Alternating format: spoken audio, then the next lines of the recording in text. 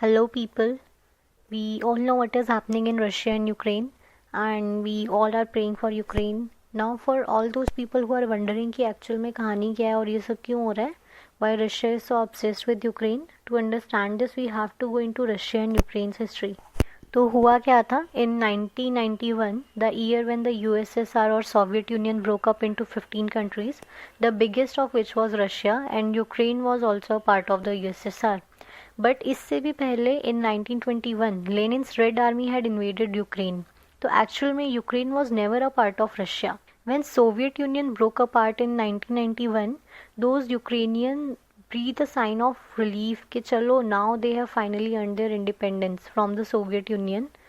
They look towards the European Union. उन्हें join करने के इंटेंट से they wanted to become an independent European country like others.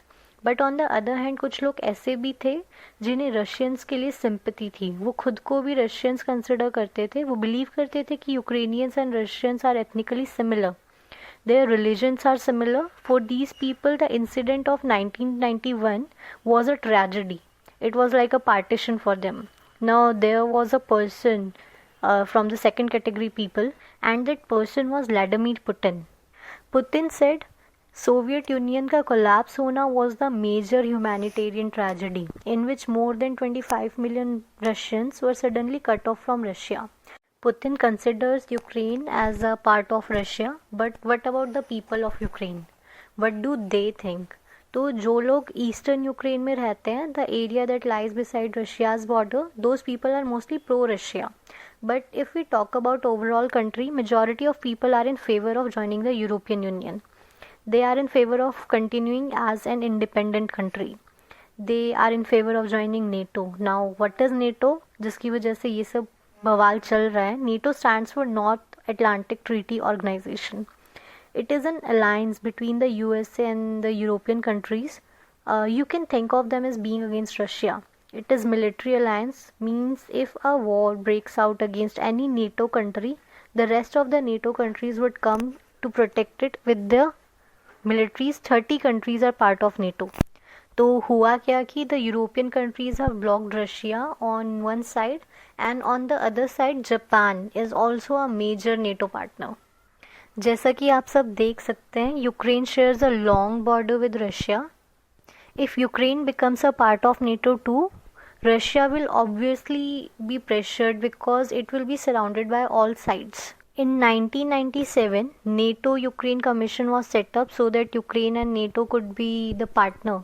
About 10 years later, 2008, Ukraine wanted to solemnize their friendship. NATO welcomed Ukraine's aspiration for membership. NATO summit was underway and Ukraine stated that it would become a part of NATO. जो बाकी NATO countries थी, they were pleased with this. They agreed to make Ukraine a part of them.